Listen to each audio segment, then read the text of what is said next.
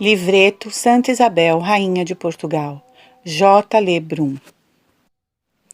Divina Eloquia cum legente crescunt. São João Crisóstomo.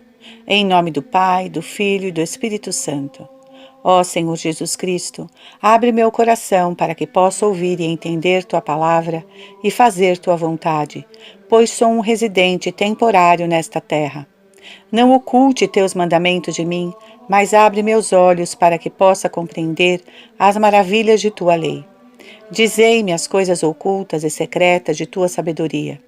Em Ti deposito minha esperança, ó Deus meu, de que Tu iluminarás minha mente e meu entendimento com a luz de Tua sabedoria, não apenas para cultivar as coisas que estão escritas, mas para cumpri-las, para que não peque ao ler as vidas, obras e provérbios dos santos, mas para que sirvam à minha restauração, iluminação e santificação, para a salvação da minha alma e herança da vida eterna. Pois Tu és luz daqueles que residem nas trevas, e de Ti vem toda boa obra e dádiva. Amém. Nascimento. No ano do Senhor de 1271, nascia na Espanha a amável Isabel. O nome lhe foi dado por sua mãe, Dona Constança, por causa de sua tia, Santa Isabel da Hungria, que foi santa, canonizada alguns anos antes. Desde quando ela era criança, Nosso Senhor já preparava algo especial para aquela que era conhecida como Rainha da Paz. Foi construída em Saragoça, local de seu nascimento, não somente uma capela, mas um esplêndido templo que era já dedicado a ela. Seu avô, Senhor Jaime, tinha uma predileção especial por Isabel, tanto que ficou responsável por sua educação, pondo nisso um especial cuidado. Coisa rara e extraordinária de se ver, aquele monarca conquistador e indomável, acostumado às guerras e batalhas, defensor da cristandade, temido pelos mouros, ter em seus fortes braços o diminuto corpo da netinha e ficar por horas extasiado, ficando encantado com seus primeiros sorrisos. Para ter uma ideia do apreço que tinha pela neta, dizia sempre que nunca saiu nem sairia da casa de Aragão, senhora mais nobre e honrada. Dizem ainda que as primeiras palavras pronunciadas por Isabel foram os nomes de Jesus e Maria, costumando ainda ficar alegremente encantada diante das imagens. Tanto que o passatempo favorito da garotinha era vestir e enfeitar pequenas imagens de devoção, colocar luz nos altares e chamar outras meninas da mesma idade para rezarem ou fazerem atos de humildade, ajoelhadas ou prostradas, mostrando com esse gesto que se sentiam indignas de tocar com o rosto onde as imagens santas tinham os pés. Dom Jaime manteve Isabel sempre a seu lado durante todo o tempo que lhe restou de vida. Levava a netinha consigo nas viagens como relíquia e proteção para a hora da morte. Até que em uma das viagens, a última enfermidade o surpreendeu em Játiva, na Espanha. Ele deu admiráveis conselhos de vida e de governo aos seus filhos, mostrando ainda pelo exemplo como se deve morrer. Quis ele morrer vestido de monge cisterciense e pela última vez estendeu os braços para sua querida netinha, entregando assim o espírito nas mãos do Senhor. Era o dia 27 de julho de 1277. Sobre Isabel, seu pai sempre dizia: minha coroa tem a felicidade assegurada na bondade desta filha. E contemplava: Isabel é o anjo da guarda dos meus estados. De fato, a menina já parecia um desses espíritos celestiais, gentil, pura e cândida. Assim crescia junto de sua mãe e seus irmãos, no retiro de Aljaféria, enquanto seu pai andava em campos de batalha, cobrindo-se de glória e de valor. Ainda na fase delicada da vida, ela soube ser, na sua amabilidade, modelo de jovem cristã. Tinha hora marcada para o estudo e para o trabalho manual, além de um tempo dedicado ao recolhimento do seu oratório, onde gozava de consolação de Deus e derramava muitas lágrimas de santo amor. Desde os 8 anos de idade, rezava de joelhos todo o ofício divino, acompanhada por seu confessor ou de algum dos capelães. Era fácil reconhecer nela um toque de verdadeira devoção, a sua misericórdia para com os pobres. Enquanto outras meninas de sua idade estavam preocupadas em arrumar-se, não perderem reuniões de homens nem festas, Isabel punha todo o seu prazer na oração contínua e no entregar-se às coisas de Deus. Sabia ainda dominar e contrariar o corpo com o jejum, para que não a vencessem tentações ocultas e disfarçadas. Com isto, derrotava o inimigo que não podia fazer-lhe ferimento nem sequer levemente. Por causa de suas virtudes, o rei e a rainha amavam Isabel mais que a todos os seus filhos. Os irmãos também a amavam, demonstrando todo o carinho e afeto com toda a simplicidade do mundo. Quanto mais ia crescendo Isabel, amável como um anjo, ia crescendo também em virtudes. De Espanha a Portugal. A jovem Isabel se tornava conhecida em beleza, discrição e feminilidade. Muitos reis e príncipes a pediam em casamento, unindo as inclinações do coração aos interesses do Estado. Entre os reis que pediram a mão da bela e jovem estava Eduardo IV, este pedindo para seu filho herdeiro. Carlos da Sicília pedindo para Roberto. Pediram-na também o rei da França, o imperador do Oriente e muitos outros. Porém, com grande insistência, o rei de Portugal, Dom Dinis, que acabava de subir ao trono, por morte de seu pai, para isso enviou 3 embaixadores à corte de Aragão. Os pais, porém, não queriam se separar de tão querida filha, mas, por fim, vendo que não podiam esquivar o que lhes era exigido pelas conveniências de Estado, sacrificaram o carinho e gostos pessoais, escolhendo entre os pretendentes aquele que pareceu mais dotado das melhores qualidades, o rei de Portugal. A menina, porém, pensava de outra maneira. Todo o seu desejo e inclinação se voltavam para Deus, encerrando-se num claustro, como tinham feito tantas ilustres princesas do seu sangue e condição. Viveria então muito contente entre as filhas do grande São Francisco, por quem tinha uma especial devoção. Porém, sendo submissa, viu nas disposições dos pais a vontade do céu. Acatando com veneração os desígnios impenetráveis da providência, que queria convertê-la em rainha, aceitou-os com uma condição. Só aceito se acabar a guerra entre Dom Dinis e seu irmão Afonso, e se extinguir o fogo das discórdias que trazem Portugal revolto e ensanguentado. Graças a esse desejo de Isabel, o anjo da paz, a luta fratricida, acabou. Os irmãos chegaram a acordo através de mútuas concessões e começou para Portugal uma era de prosperidade. Porém, para Aragão havia tristeza e pranto, já que a infanta querida ia deixar talvez para sempre a sua terra natal. A rainha tinha lágrimas em seus olhos e a filha, tendo apenas 12 anos, chorava também ao arrancar-se-lhe dos seus, ao deixar os palácios e jardins de Aljaféria, que tinham sido para ela recantos de sossego. Ao ver ficar para trás o antiquíssimo templo de Santa Maria, aonde acorriam então os peregrinos e choviam os milagres. Durante o caminho, a passagem da nova rainha de Portugal por aquelas terras foi um autêntico triunfo, rodeada de pompa e vistosa comitiva. Por onde ia passando, iam acabando as desavenças e lutas, e todos corriam a ver e aplaudir a linda jovem, que parecia um anjo. Um cronista daquela época conta que logo naquele primeiro encontro, o rei ficou extasiado de admiração ao ver a beleza daquela que ia ser sua esposa, enquanto ela mal conseguia falar. Mas a sua discrição tornou-a mais amável do que nunca. O casamento dos reis teve lugar na vila de Trancoso, no dia de São João Batista, do ano de 1282. Como prenda do amor de seu marido, a nova rainha recebeu como prenda algumas cidades e vilas, entre elas a de Trancoso. As cartas de doação foram enviadas por meio do Frei Domingos de Portugal ao cartório do Mosteiro de Santas Creus de Barcelona, da Ordem de Cister. Bem fazia Portugal investir-se de galho e júbilo, pois acabava de receber na pessoa da rainha um verdadeiro anjo da guarda e uma garantia de paz e felicidade. O mais feliz, porém, era o rei, que estava com 20 anos. Ditoso o marido de mulher virtuosa, diz sabiamente Salomão. Ainda sobre Isabel, sua vida de rainha continuava pelo caminho das virtudes heróicas que tinha desde criança. Desde o princípio, estabeleceu uma ordem nas suas novas obrigações, de modo a ter tempo para executar a caridade e rezar, além de outras obras que tornavam mais brilhante o diadema real. Rezava todos os dias o ofício divino e os salmos penitenciais, sem omitir outras devoções em honra a seus santos e Nossa Senhora. Além disso, ouvia a cada manhã uma missa cantada no seu oratório particular.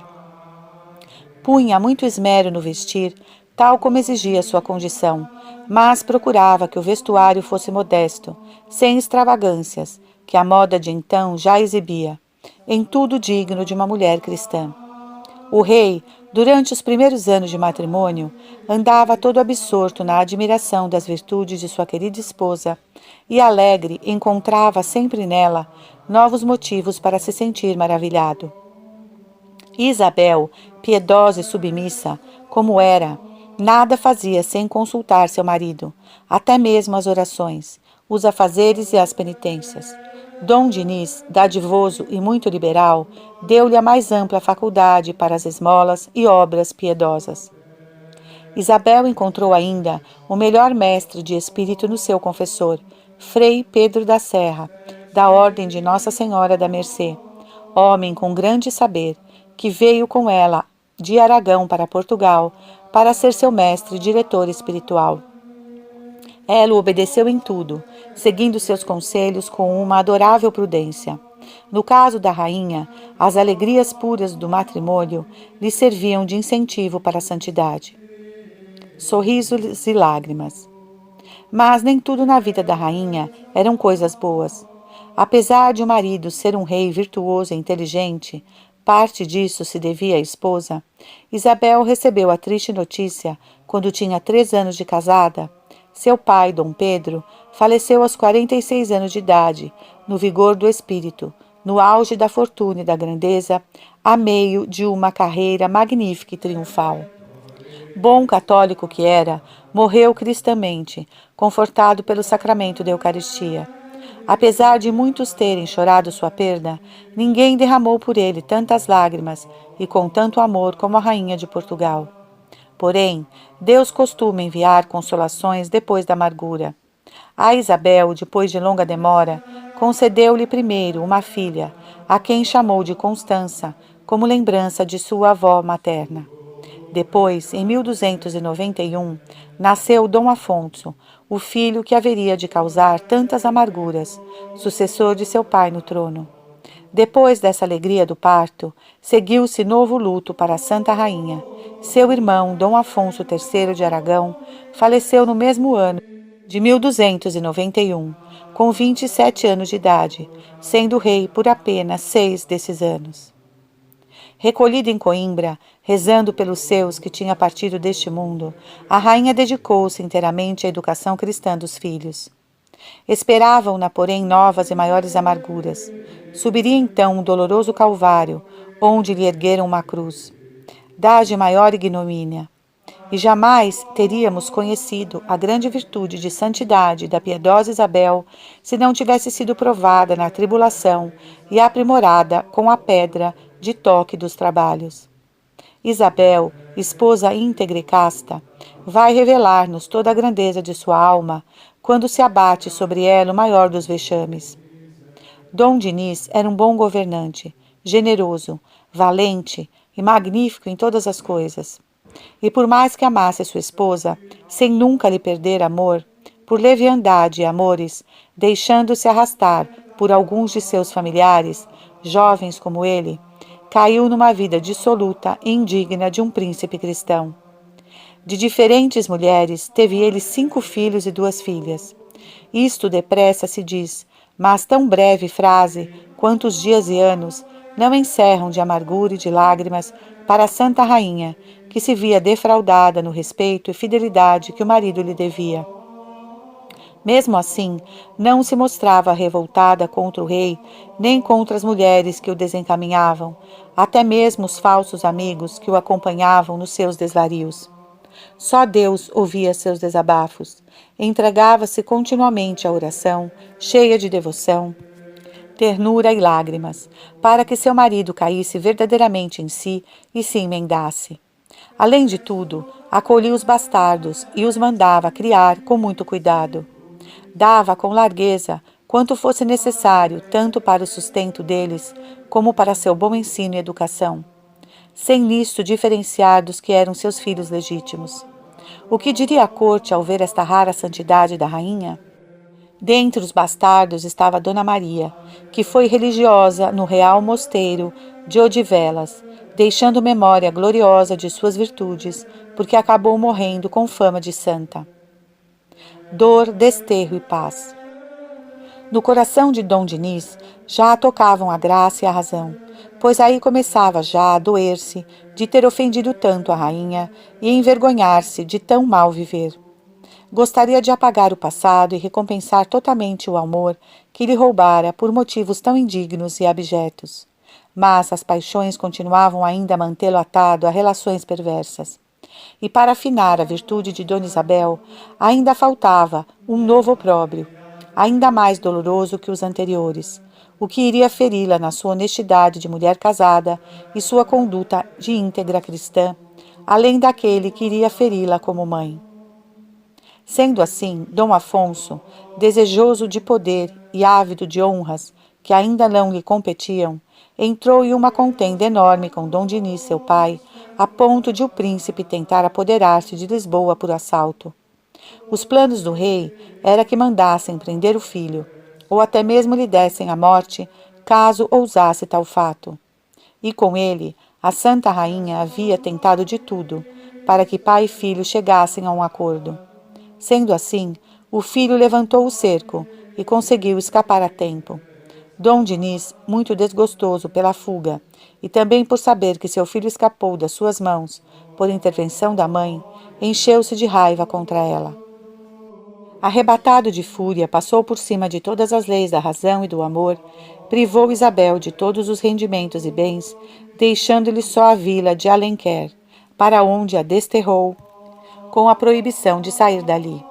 A santa, diante de todos os conselhos para que fugisse e ficasse em um castelo, respondeu: a primeira obrigação minha e dos vassalos é acatar a ordem do rei nosso senhor. Lá foi ela, cheia de magnanimidade e paz inalterável, ficar em seu desterro, onde pôde redobrar as orações, lágrimas e penitências pela paz do reino e reconciliação do pai com o filho. Apesar de tudo, o filho continuou em seus afrontes e em sua rebeldia. Quando a rainha percebeu o perigo que pai e filho corriam, foi até Coimbra, onde estava a corte, preferindo descumprir a ordem do rei a consentir que entrassem em uma luta. E lá foi a rainha, lançou-se aos pés do esposo, banhou-os de lágrimas e começou a suplicar que perdoasse o filho ingrato e irreverente. Desta forma, o rei levantou-a nos braços e fê-la sentar a seu lado, ouvindo com atenção. Como poderia resistir às súplicas e lágrimas de tão santa esposa e mãe? Fizeram-se as pazes mediante um acordo. Assim viveu a santa, tanto que era conhecida como Rainha da Paz por onde passava. Um longo reinado. Em Lisboa, Dom Dinis adoece passados alguns meses morando em um povoado. Desejando recuperar os meios que dispunha para recuperar a saúde, decidiu mudar-se para Santarém, cujos ares lhe pareciam mais benignos. Porém, chegando à Vila Nova da Rainha, o rei piorou com tal gravidade que se tornou forçoso suspender a viagem e esperar que melhorasse para continuá-la. Logo quando chegaram em Santarém, Isabel viu que a doença do rei estava se agravando, e Nosso Senhor lhe pedia um novo sacrifício, que punha ela nas mãos do Senhor a vida do esposo. Feliz o rei a quem Deus concedeu, na última doença, uma enfermeira tão santa. Preparado pela esposa, recebeu Dom Dinis os últimos sacramentos da igreja. Recebeu-os com lágrimas de arrependimento de suas culpas, suplicando, cheio de compulsão, a misericórdia do Senhor. O rei faleceu a 7 de fevereiro de 1325, com 63 anos de idade. Assim que o rei faleceu, foi Isabel dar largas à sua dor e consagrou ali mesmo sua viuvez ao Senhor, tal como lhe tinha consagrado a juventude e a vida conjugal. Para que a oferenda fosse mais completa e patente aos olhos do mundo, pediu que lhe cortassem os cabelos. Tirou os vestidos reais e vestiu o hábito de Santa Clara, uma túnica pobre e grosseira, com um cordão áspero à cintura, véu modesto a cobrir a fronte, que o heroísmo lhe mantinha inclinada. Seguiu a santa logo após o enterro, fazendo sufrágios pela alma de seu esposo, com orações, penitências, missas, esmolas e outras obras de piedade. Não contente com tudo isto, quis ainda peregrinar a Santiago de Compostela, e assim o fez. Foi quase todo o caminho a pé, uma jornada longa e fatigante. Depois de ter retornado da peregrinação, quis então Isabel recolher-se e professar no convento de Santa Clara de Coimbra. Todos os que a ouviram se puseram a tal intento, mas ela insistia dizendo que, uma vez que não existia o vínculo matrimonial e tinha plena liberdade de espírito, desejava entregar-se inteiramente a Nosso Senhor. Dona Isabel pediu orientações a homens sábios e conscientes, aconselhou-se sobretudo com seu confessor e multiplicou as orações. A resposta unânime foi que permanecesse no mundo, para que vivesse para a caridade, porém sem voto de pobreza nem completa clausura. Rezava junto ao convento, no coro, o ofício divino. Fazia também com as religiosas algumas orações mentais. Comia também muitas vezes no refeitório, e não queria que lhe pusessem nada diferente. Desejava acompanhá-la sempre na austeridade da regra, nas disciplinas, em outras mortificações da comunidade. Tão piedosa era Isabel, que conseguiu licença do rei para, em todas as sextas-feiras da quaresma, reunir nos seus aposentos particulares 12 pobres ulcerosos, lavava-lhes os pés, dava-lhes de comer, servindo-os à mesa, e despedia-os, não sem antes lhe dar vestidos, calçado e dinheiro. Aconteceu uma vez que, depois de lavar um dos pés a uma das mulheres, ela não quis que lavassem o outro pé, pois lhe caíam os dedos gangrenados e despedia um cheiro pestilento. A santa, mesmo assim, com muita doçura, tomou aquele pé entre suas mãos, limpou-o, enxugou e beijou-o muitas vezes. Depois envolveu o pé em outro pano e deu à mulher esmola. Quando o pobre doente chegou em casa, descobriu que o pé estava curado, sem cicatrizes nem sinais de moléstia. Assim respondeu o céu com o milagre às humilhações de Santa Isabel. O seu amor à humildade foi a medida de sua estima pela virtude da pobreza. Cristo a escolheu como esposa. Com espírito altamente franciscano, era o amor, que não o temor, que a impelia de viver na pobreza. Não podendo ser absolutamente pobre como ela desejava, foi-o no seu coração, sem consentir que ele se apegasse aos bens deste mundo. A riqueza que Deus lhe deu passou a ser patrimônio das igrejas e dos pobres. Defendida, então, pelas armas da mortificação, é fácil adivinhar a integridade da Santa Rainha. Ser puro de coração, diz Santo Agostinho, é possuir um coração simples, isto é, sem nada que o manche, puro como a luz, transparente como o cristal, claro como o líquido que a vieira destila ou que goteja da rocha.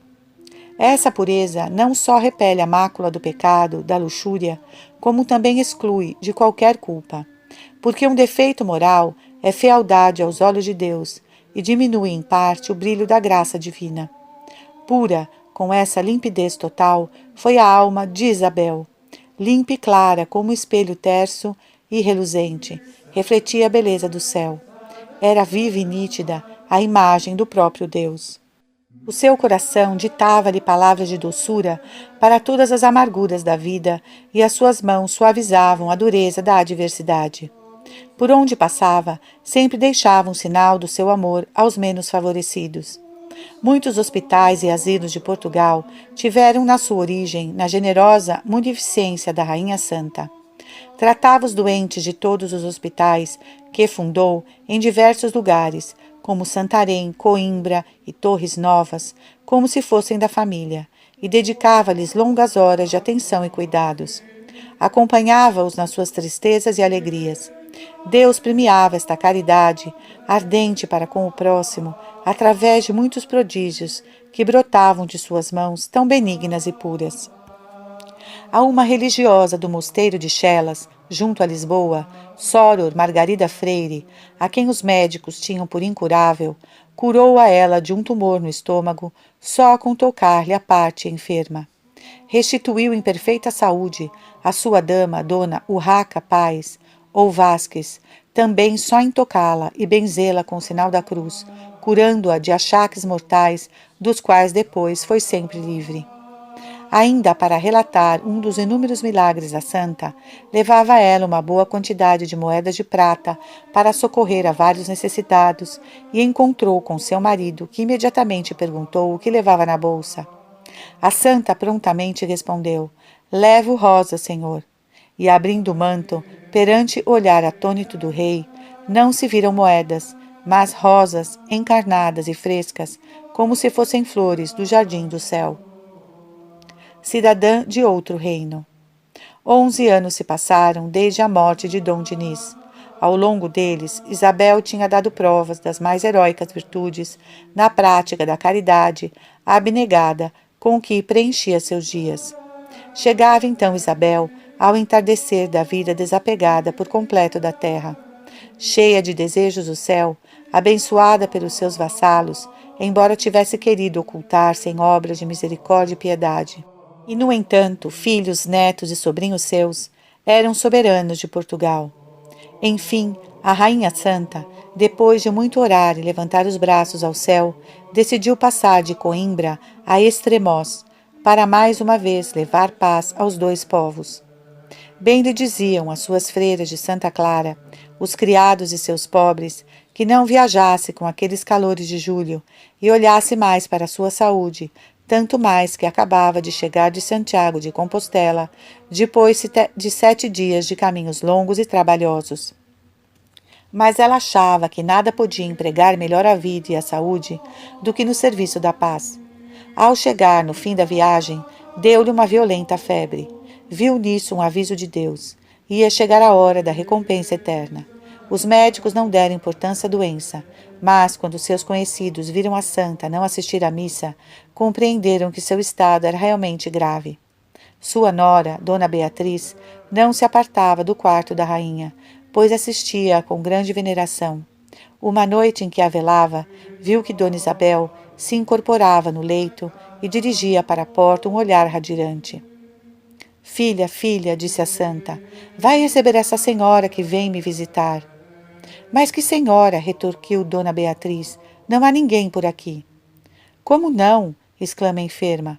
Não vês essa linda senhora vestida de branco e coroada de luz? Tão linda! A santa, com os braços estendidos e rosto transfigurado, estava em êxtase, permaneceu absorta e imóvel. Passaram-se 4 dias sem que os médicos dessem conta da gravidade e da indisposição. Assim o comunicavam ao rei, na antecâmara da doente, que estava com aspecto normal. No mesmo momento, ouviram Dona Beatriz, que soluçava junto às outras senhoras. A santa quis descer da cama para morrer no chão e desmaiou. Nos olhos dela já havia o brilho da eternidade, deixava a vida sem angústia. Com voz firme, rezou o credo, depois suspirou. Maria, Mãe da Graça, Mãe de Misericórdia, protege-nos do inimigo e recebe-nos na hora da morte. Os olhos e os lábios fecharam-se-lhe sem esforço. Seu espírito repousava já para sempre em Deus. Era o dia 4 de julho do ano do Senhor, 1336. Lá se foi a Rainha Santa. Morreu a mãe dos pobres, o amparo dos desvalidos. Desapareceu a ventura do povo, a paz do reino, a alegria dos bons vassalos. Todo Portugal se entristecia e chorava. Aconteceu que durante o trajeto de traslado do corpo da santa, 2 criados da casa real, Afonso Martins e João Maceiro, caíram enfermos e com fortes febres de má catadura. Mas, só com o tocar do féretro, ficaram livres delas. Do mesmo modo, e ainda na viagem, se curou de febre Frei Fernando Martins, e uma mulher chamada Maria Micaela ficou sã de um tumor que tinha em uma das mãos. Para finalizar, no meio do funeral, ouviu-se no coro das freiras um grande ruído e movimento inusitado. uma religiosa paralítica e de cama há muitos anos, implorando naqueles momentos a Santa Rainha, acabava de deixar o leite à cela e apresentara-se no coro entre as irmãs, ágil e radiante de alegria. Oração pela intercessão de Santa Isabel de Portugal. Em nome do Pai, do Filho e do Espírito Santo. Ó, querida Santa Isabel, sob a vossa proteção queremos nos colocar. Vossa espiritualidade nos inspira ainda hoje no seguimento de Jesus. Ensinai-nos a acolher com carinho os pobres, os doentes, os abandonados, manifestando a eles o imenso amor do Pai. Estimulai-nos para que tenhamos coragem de estar ao lado deles, defendendo as suas lutas e assumindo as suas dores. Assim como vós, queremos construir a paz, partilhar o pão da justiça e distribuir rosas de alegria aos nossos irmãos. Intercedei por nós, para que também possamos um dia gozar das alegrias celestes na presença de Deus. Amém.